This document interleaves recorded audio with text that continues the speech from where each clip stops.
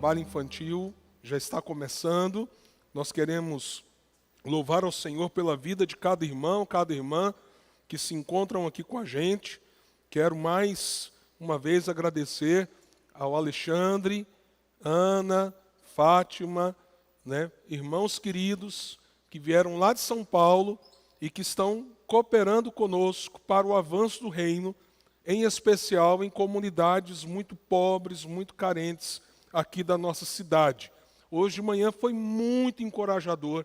Eu creio que quem esteve aqui conosco percebeu isso. Uma manhã de testemunhos missionários. Nos conectamos lá com o pessoal que está em Angola, que chega essa semana. Domingo que vem vamos celebrar os feitos do Senhor ali. Falamos sobre o projeto de crochê para renda, e que acima de tudo a gente não quer só gerar renda, a gente quer gerar conhecimento e experiência com o Evangelho de Cristo em comunidades muito pobres aqui da nossa cidade. E também tivemos a bênção de ouvir um certo relatório do pastor Paulo Osório, que é missionário da PMT, apoiado, um dos missionários apoiados pela Igreja Luz. Pude inclusive dizer, olha, isso aqui é uma bênção, e parte disso tudo é movido pela nossa cozinha. No domingo, quando o pessoal vem, almoça, leva comida, quem trabalha lá, quem às vezes contribui com algum ingrediente para com isso cair o custo, tudo isso tem se tornado em recursos missionários, fora as ofertas missionárias que a igreja é generosa em dar.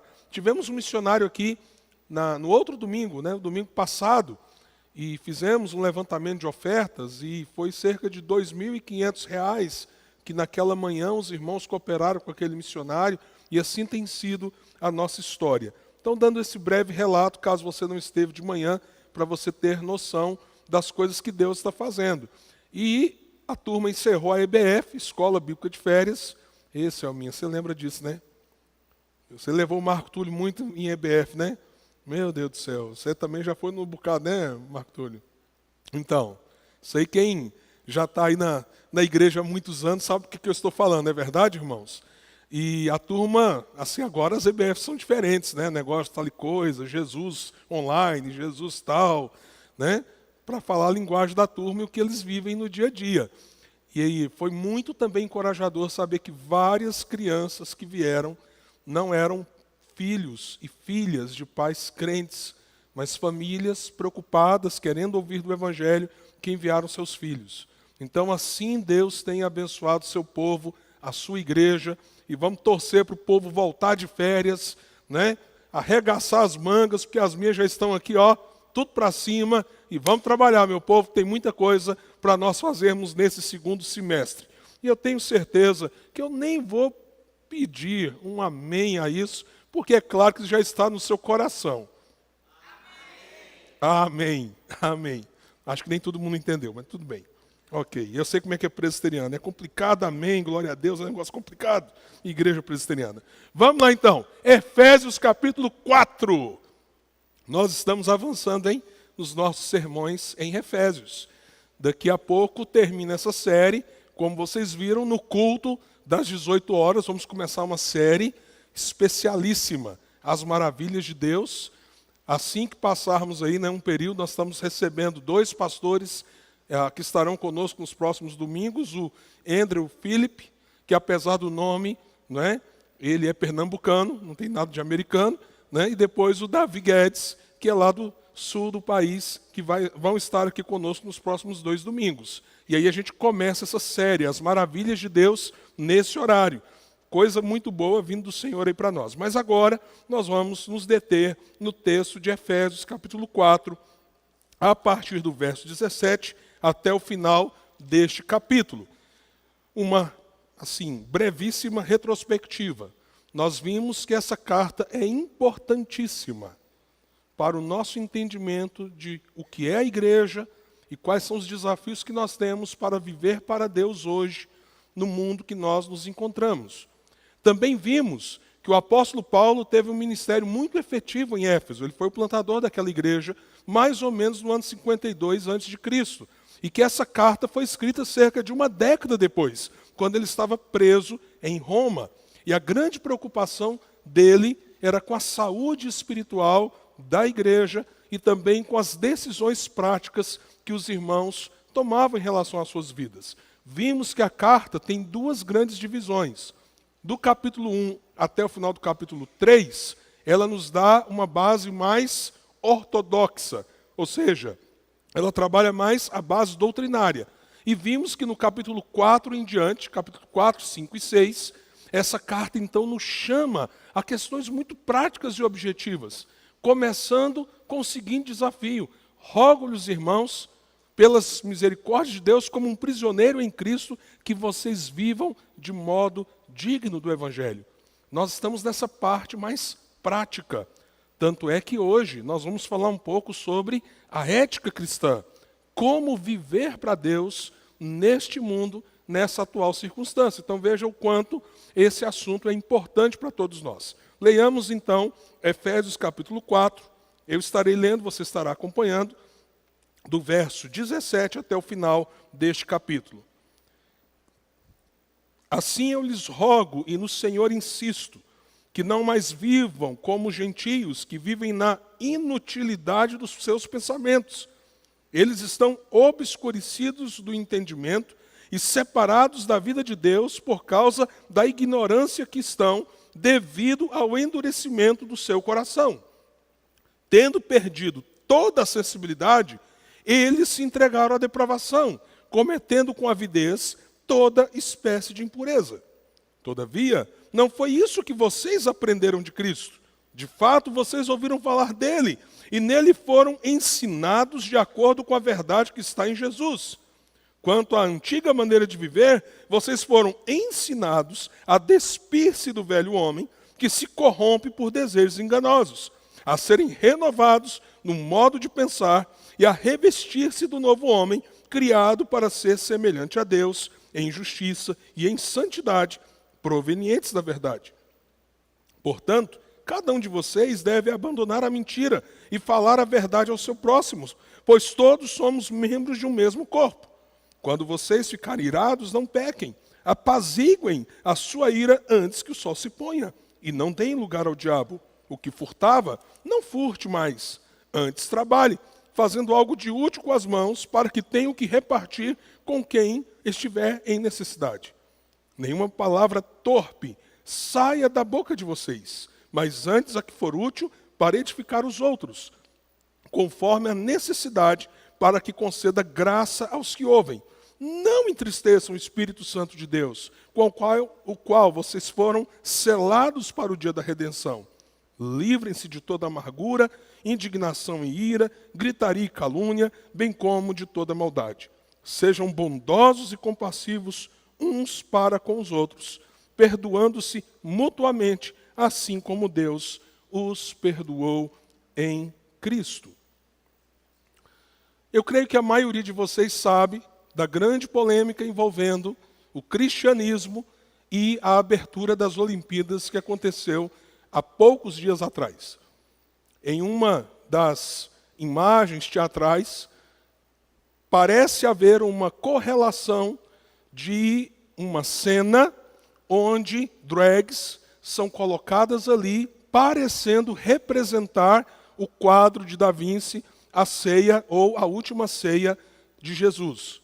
A grande questão é que isso gerou tal polêmica que, inclusive, instituições cristãs, grandes, com muito renome, como, por exemplo, a própria Igreja Católica da França, partidos políticos mais conservadores e assim por diante, cobraram um posicionamento, porque entenderam que a fé cristã foi insultada. E dentro desse ambiente de hostilidades mútuas e questões mútuas, inclusive, de ontem para hoje, os organizadores das Olimpíadas se posicionaram e disseram assim: não, nós não quisemos retratar a ceia, nós quisemos, na verdade, retratar um outro quadro que é sobre o deus Dionísio, o deus da festa, o deus das grandes celebrações, o deus das orgias. Seja o que for, o fato, e nós sabemos disso, é que essa relação do cristianismo e, acima de tudo, acima do cristianismo, da figura e da pessoa de Jesus com a sociedade, o mundo, não tem sido algo nada fácil, e isso não é de hoje. Acho que a maioria de vocês devem se lembrar que há poucos anos atrás havia em uma agremiação do Carnaval no Rio de Janeiro, uma escola de samba que colocou Satanás surrando Jesus. Jesus caindo, né, se levantando, e Satanás, como se diz aqui em Goiás, descendo por rete em Jesus. E aquilo gerou um grande incômodo em muitos cristãos. Agora imagina se nós fôssemos falar de algumas manifestações em que crucifixos e coisas ligadas à ideia de cristianismo têm sido usadas da pior maneira possível para então dizer assim, olha, o que vocês creem, nós vamos afrontar, o que vocês creem na verdade, nós somos contra, o que vocês creem, nós odiamos. E muita gente então começa a responder dentro do ambiente daquilo que se chama de cristianismo institucional, formal, de modos com que também a gente começa a se perguntar, essa é a maneira com que a igreja irá lidar com isso? No fundo, o grande desafio nosso é como a gente vive num mundo hostil ao Evangelho. Porque será que nós esperamos alguma coisa diferente no mundo que nós vivemos que não seja hostilidade à fé e, em especial, a uma fé genuína na pessoa de Cristo? Ora, irmãos, isso é tão antigo, mas tão antigo, que na Roma, não é, centro do grande império, lá no passado, os cristãos viviam grande pressão, porque Jesus muitas vezes era caricturado como, por exemplo, uma mula ou um jumento, a cabeça de um jumento, não é, e alguém pendurado com seus braços numa cruz, e aquilo era uma referência, não é, caricata, grosseira, violenta para os que viam e que amam Jesus, da pessoa de Cristo. Fofocas, boatos sobre aqueles que seguiam Jesus eram muito comuns, como, por exemplo, a ideia de que esse pessoal, acho que eles são canibais, porque tem um negócio deles comerem o corpo e beber o sangue. E aquilo era feito de maneira chocosa para provocar resistência contra a igreja primitiva e aos primeiros cristãos. É por isso que o apóstolo Paulo fala em Romanos capítulo 1, verso 16, eu não me envergonho do Evangelho. E para quem ele está dizendo isso? Para o povo de Deus, naquele caso, a igreja que estava em Roma e que sofria todas estas hostilidades. Não é difícil entender que a nossa relação ética com o mundo nunca será simples. Inclusive porque o Senhor Jesus disse aos seus discípulos, e no capítulo 17 de João, ele ora por aqueles discípulos específicos e ora também por todos os que haveriam de crer. E a oração dele é, Pai, o mundo me odeia e o mundo os odeia. Eu peço, Pai, não os tire do mundo, mas o que, meus amados irmãos? Os livre do mal. Qual mal?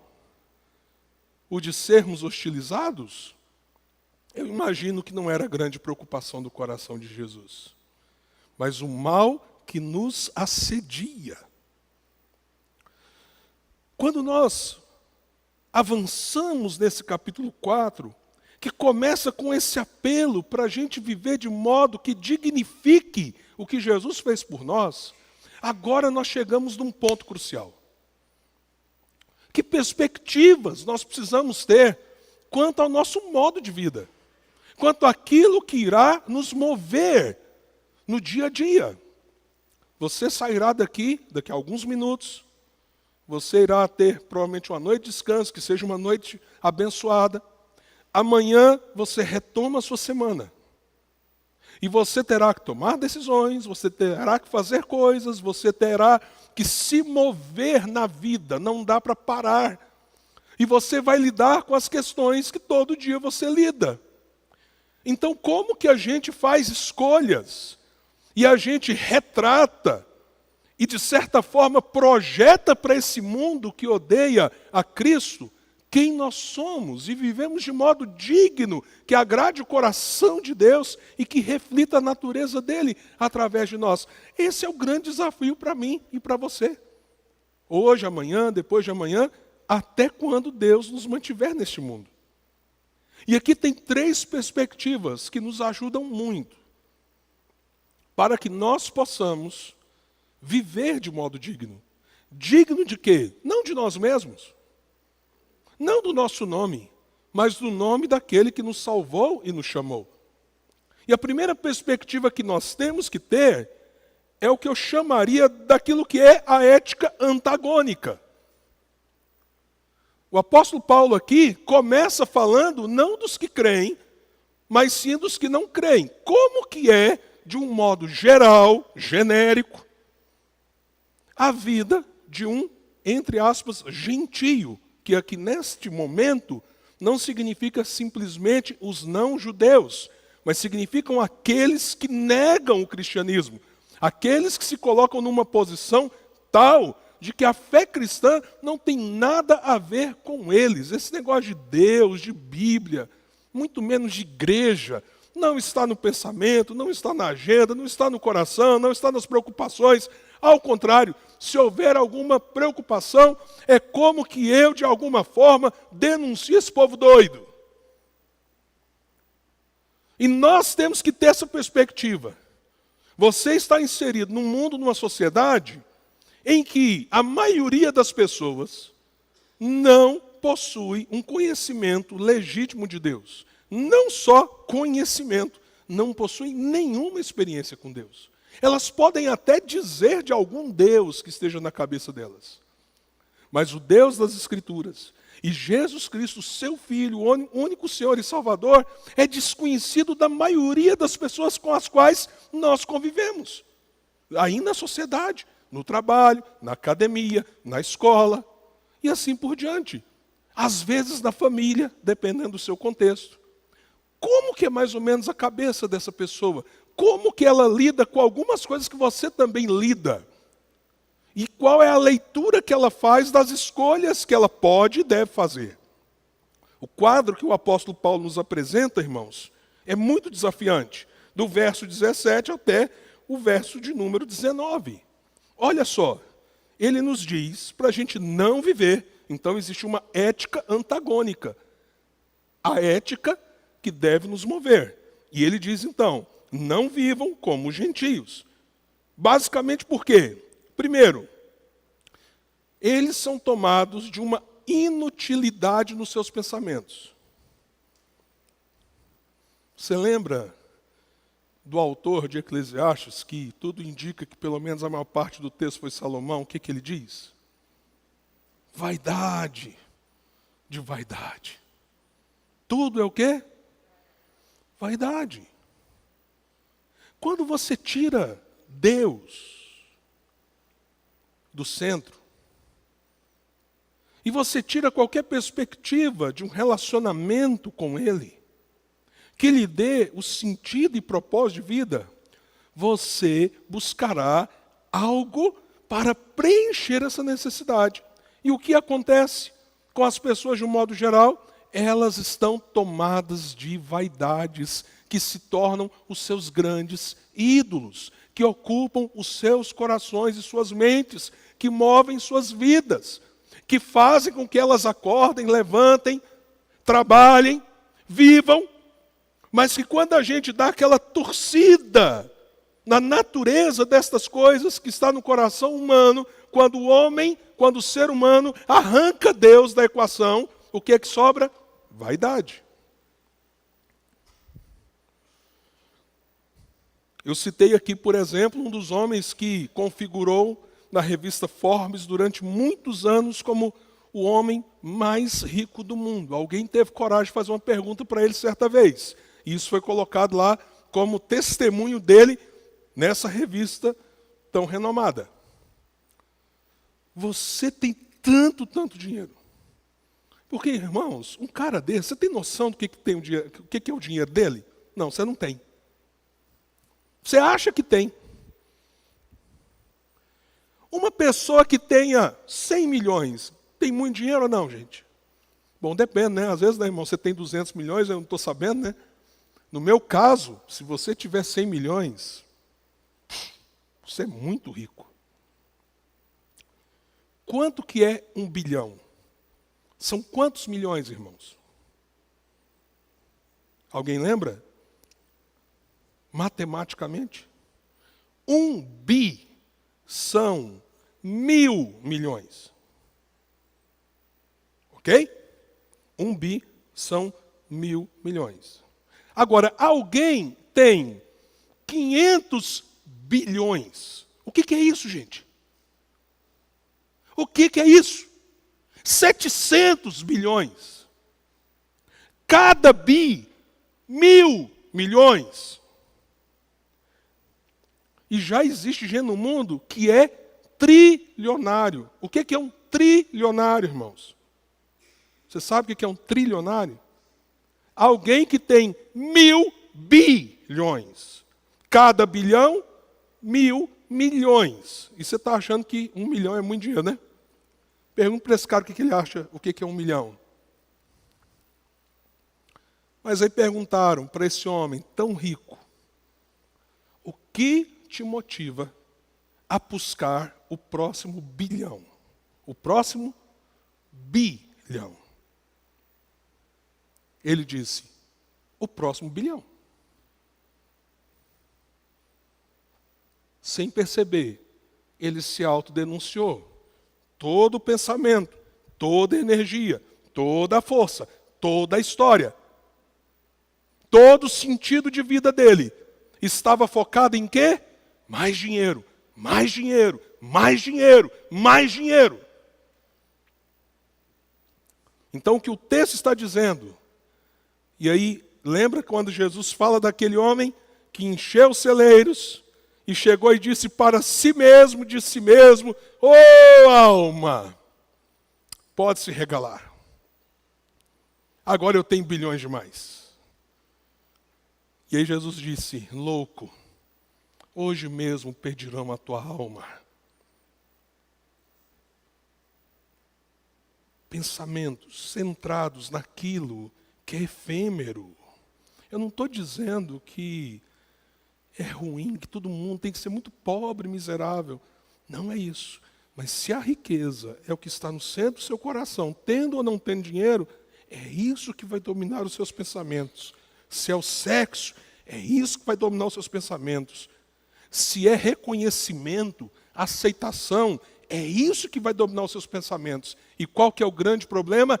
Isso vai produzir essa espiral dentro de você, que é como a sociedade vive. Os pensamentos são colocados na inutilidade, isso obscurece você de entendimento, separa você de uma vida de Deus, e você vive debaixo de uma profunda ignorância, e achando que ignorantes são aqueles que buscam esse relacionamento com o Senhor, e aí o seu coração se endurece, e o verso 19 diz uma coisa terrível. Aí você chega num ponto moral que a sua ética perde qualquer sensibilidade quanto a Deus.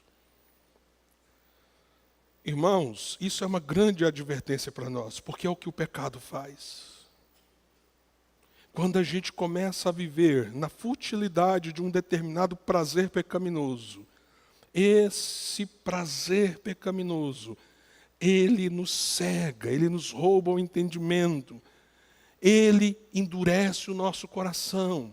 A gente começa a se tornar alienado contra Deus. Deus parece algo tão distante, até metafórico, quase mitológico.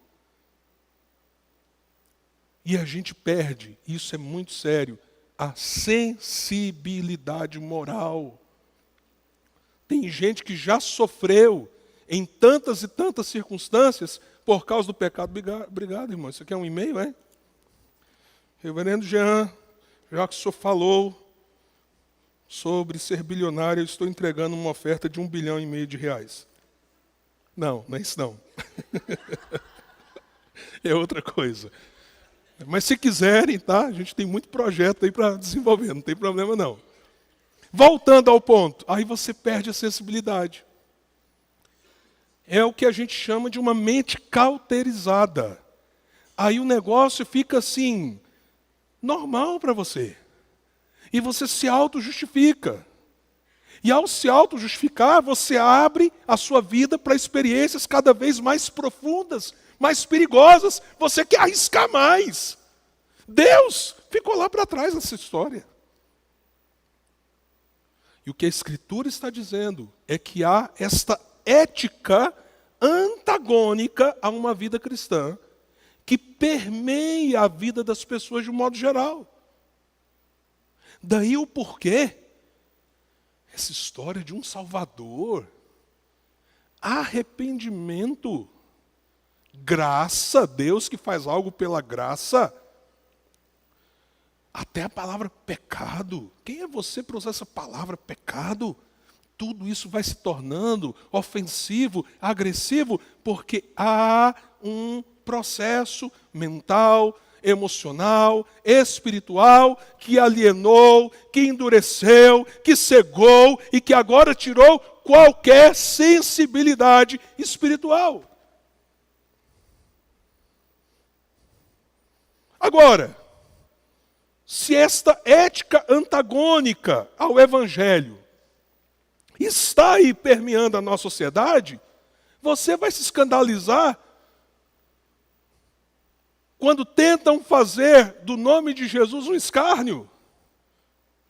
Quando se levantam contra o Evangelho, você está esperando que a mídia, as redes sociais, a sociedade vai aplaudir quem crê em Jesus, quem ama Jesus, quem se rende a Jesus? Não é isso que deve nos escandalizar. Isso é o que a gente deve esperar. Com consciência. Em função daquilo que move o coração das pessoas e da sociedade.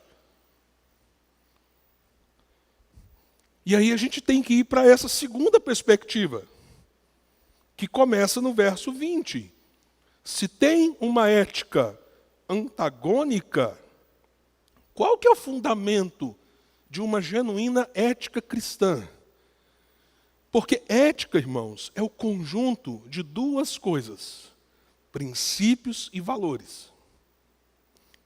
Todos nós temos princípios e valores. Então você tem uma ética pessoal.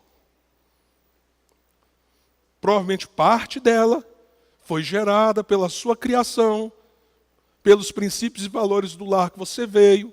Parte dela está inserida na cultura que nós vivemos. Mas agora, se você está em Cristo, algo fez assim com você. Algo assim virou a sua chave. E a sua ética agora, você continua tendo as influências da cultura que você vive, influências da família que você veio, influências talvez do lar que você formou com seu cônjuge, mas há algo maior que conduz você a novos princípios e valores completamente diferentes daquilo que é a ética antagônica, a ética comum na sociedade. E o que fez isso?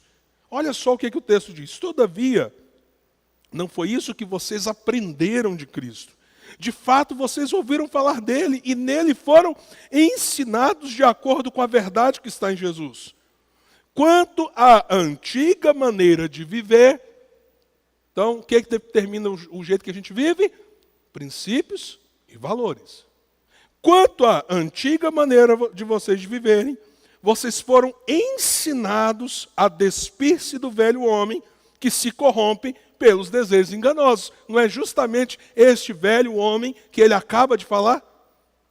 Quando ele fala, não vivam mais como gentios, mas agora vocês foram chamados a revestir-se do novo homem, criado para ser semelhante a Deus em justiça e em santidade, provenientes da verdade. Em outras palavras, o apóstolo está dizendo, o velho homem é para ser despido.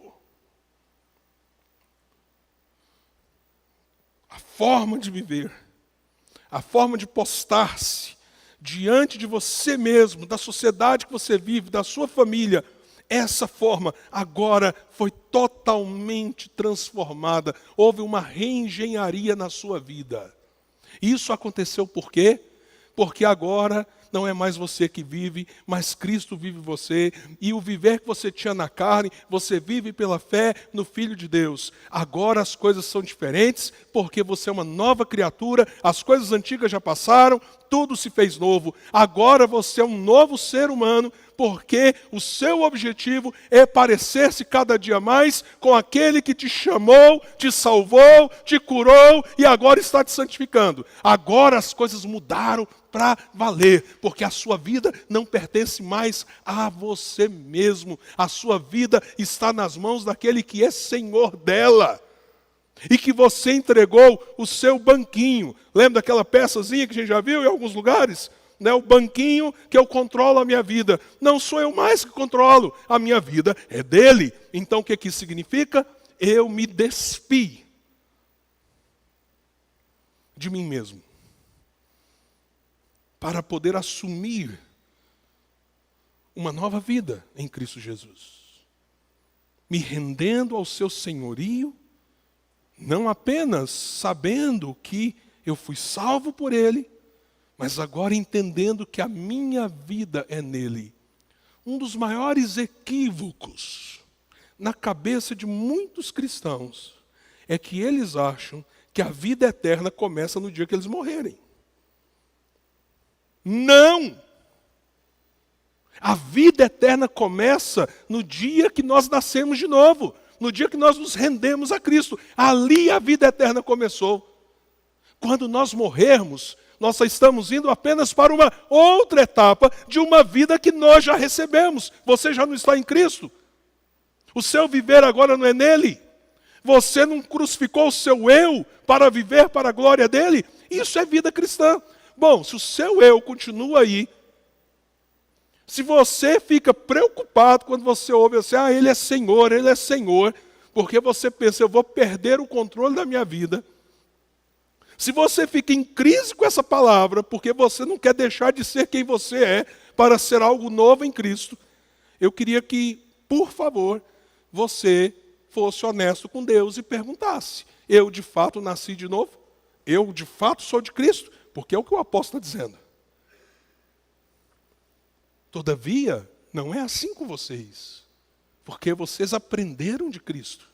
Então agora há algo novo sendo construído. E daí vem o choque. Porque algo novo está sendo construído em você em Cristo Jesus, mas você está num mundo velho, que vive em rebelião contra Deus. Então você tem uma ética antagônica. Aquela que agora é construída, porque você tem uma experiência em Cristo e agora a sua vida reflete os princípios e valores que você aprende nele, com ele, para a glória dele. Isto é a essência. Nós precisamos, irmãos, redescobrir o objetivo bíblico da parte de Deus de que nós nos tornemos cada dia mais parecidos com Jesus. Se você ler o capítulo 5, verso 1, é isso que Paulo está dizendo. Portanto, diante do texto que nós lemos, sejam imitadores de Deus como filhos amados. Isso tem que ser um objetivo, uma busca, um anseio, um desejo. Daí vem algo que deveria nos escandalizar. A gente não deveria se escandalizar com um mundo que blasfema, que chacota o nome de Jesus. A gente devia se escandalizar, sabe com o quê? Com aquilo em nós que não se parece em nada com Jesus. Porque a maior blasfêmia contra o nome dele somos nós quando nós não expressamos quem ele é. Isso deve nos escandalizar. Porque se a gente começar a se escandalizar com a gente mesmo, isso vai nos levar a quê? Ao arrependimento, ao conserto, à mudança. E aqui vem a terceira perspectiva que nós precisamos ter. Esse revestir-se do novo ser humano, criado à luz de quem Jesus é, não é uma coisa subjetiva. requer de nós análises claras, contundentes, sinceras diante de Deus. Tanto é que, se você observar, no verso 25 nós temos um portanto. Então isso aqui é uma conclusão do que acabou de ser dito, para a gente não ser como gentios, para a gente lembrar quem nós somos em Cristo Jesus, que agora nós estamos nos revestindo de um novo ser humano para a glória de Deus. Aí, a partir do verso 25, o apóstolo Paulo começa a falar sobre coisas muito práticas, sobre mentira, ira, furto. Ele fala sobre amargura, que basicamente é o quê? Falta de perdão, gritaria, calúnia. E à medida que ele vai falando, então, se você está sendo revestido desse novo ser humano, você mentia? Não minta mais. Mas não é só não mentir. Tem gente que acha que só não mentir tá bom. Não! É não mentir e falar a verdade uns com os outros. Nós não vamos expressar a dignidade do Evangelho apenas deixando de fazer coisas, irmãos. Nós expressamos a dignidade do Evangelho quando a gente tira algumas coisas, mas a gente busca algumas coisas. Olha que coisa interessante. Então não minta. Não é mais para você. Mentira não é mais para você. Porque você é alguém que ama o Senhor. Você foi salvo por Ele. Agora, não apenas isso. Não basta não mentir. Você tem que ser um promotor. Vou usar aqui um termo mais moderno, né? Seja um influencer da verdade. Você tem que usar todo o seu potencial para fazer a verdade do Evangelho conhecida. Não basta parar de mentir. Tem que ser um promotor da verdade. Não basta parar de se irar. Alguns de nós lutam mais com isso, outros menos. Dependendo do seu temperamento. Eu falei sobre isso há poucos dias, citando inclusive o meu pai, o quanto ele é um homem manso. Mas que, como pecador, eu já vi ele ficar irado e não quero ver nunca mais, como eu disse.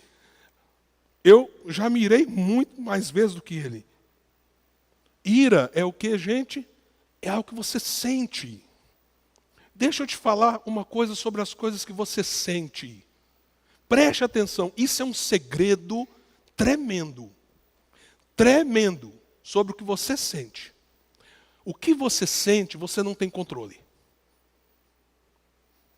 Você não amanhece e diz assim, não, minha vida está muito tranquila, tenho vivido em tanta paz, eu estou precisando ter umas iras para jogar uma adrenalina no meu corpo, ativar o meu cérebro. Alguém pensa assim? Ninguém pensa assim. Ah, eu ando muito alegre, estou precisando de um pouco de tristeza. O que eu posso fazer que vai me dar tristeza? Quantas vezes o que te entristece vem, bum, vem dentro de você, aflora dentro de você. Ouça o que eu vou te dizer. Você não tem controle necessariamente sobre isso. Sobre o que você tem controle? Isso que a Bíblia está dizendo. Você se irou, segura a onda. Não deixa a ira dominar você. Então você não tem controle se você se ira ou não se ira, mas você tem controle do que você faz com a ira que você sente. Às vezes você não tem controle da tristeza que você sente quando te vem uma memória doída, uma saudade profunda, mas você tem controle sobre a escolha de levantar ou não levantar da cama, de encarar a vida ou se prostrar diante da tristeza. Por isso, a ética daqueles que estão em Cristo, ela se baseia não na sua força, não no seu poder, não na sua capacidade, não na sua, diríamos assim, sabedoria de resolver a própria vida, mas de olhar para Jesus, de se mover nele, de viver para a glória dele.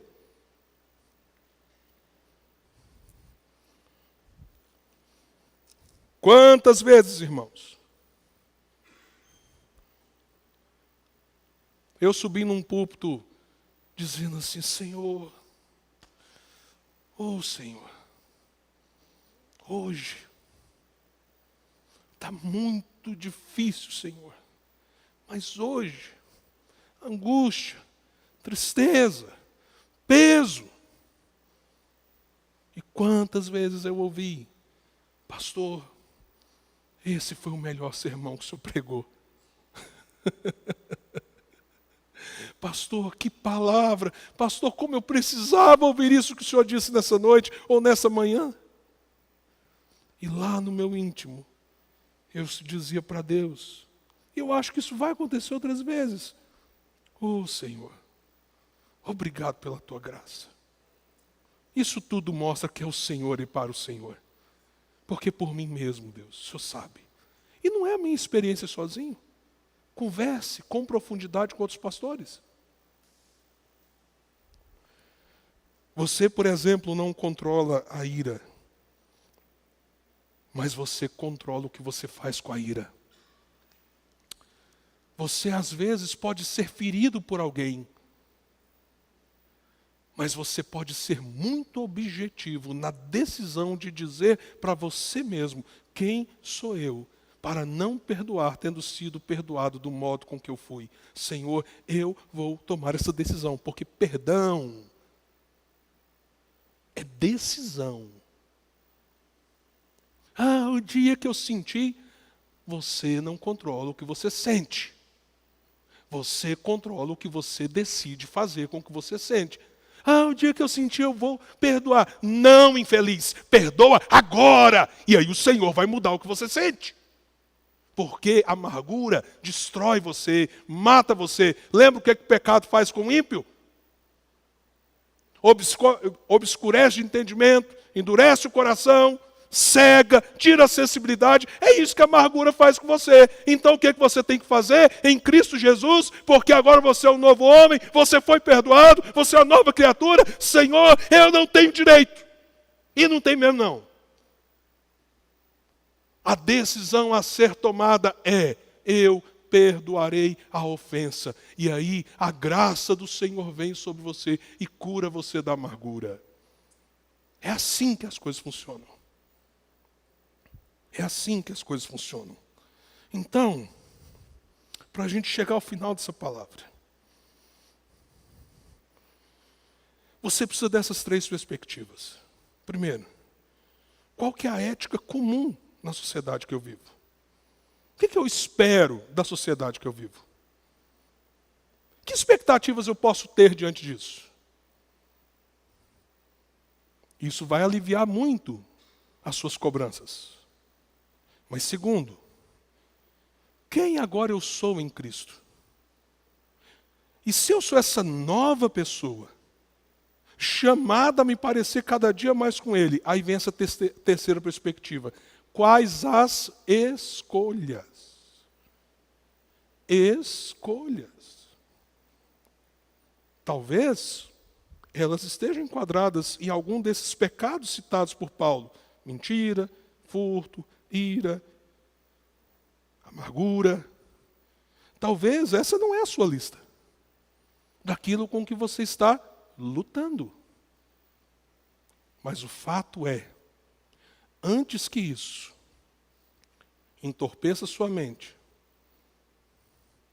endureça o seu coração, cauterize o seu comportamento e te tire completamente a sensibilidade da parte de Deus, faça escolhas no Senhor. E se você não está conseguindo, procure alguém mais maduro na fé e fale: meu irmão, eu preciso de alguém orando comigo, caminhando comigo, porque eu tenho perdido algumas batalhas e eu preciso prestar contas, eu preciso abrir o coração, eu preciso de ajuda. Porque nós precisamos tornar algo prático aquilo que deve ser o centro daquilo que nos move. O Senhor está no centro da minha percepção da vida. Isso agora determina princípios e escolhas que me levam a fazer aquilo que Ele me chamou para fazer. E aí, não esqueça, esses dois aspectos que eu falei. Permita-se se escandalizar. Mas sabe com quem? Com você mesmo. Eu, Jean, preciso olhar para mim e falar assim: Senhor, que absurdo. Senhor, isso é um absurdo, Senhor. Que coisa mais idiota, blasfema, terrível. Eu, cinquentão, tantos anos de vida cristã, Senhor, eu ainda estou ferindo o coração do Senhor, entristecendo o Espírito Santo do Senhor, como diz o texto. Então, se escandalize. Mas com quem você tem que se escandalizar? Com o seu próprio coração. Porque aí você vai fazer o quê? Se mover para Deus. Então, Senhor, tem compaixão de mim. Me perdoa. E aí você vai pensar, que decisões objetivas? E você vai tomá-las. Lembra que eu falei? Você não controla o que você sente. Às vezes você está com raiva de mim hoje.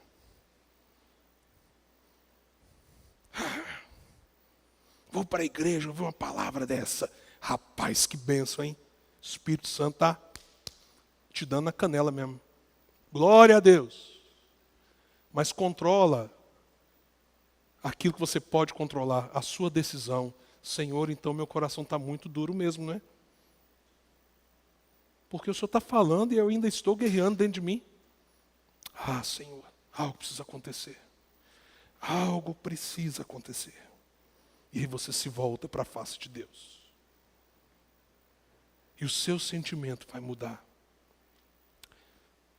Sabe o que vai acontecer? Sabe aquela dificuldade de orar que você está? Você vai retomar a vida de oração. Sabe aquela coisa de ler páginas da Bíblia e parecer que nada está falando com você? Se você lê o popular, parece que tem mais sentido para a sua vida do que a palavra de Deus. A palavra de Deus vai voltar a brotar para você. Quando você vier aqui e você cantar, pela cruz me chamou, você vai falar assim, Senhor, é isso. Ao invés, às vezes, de olhar para o lado, de pensar se o culto ainda vai demorar, se vai dar tempo de você ver ainda as Olimpíadas hoje, e assim por diante. Muda para a glória de Deus. Vamos orar? Curva a sua cabeça.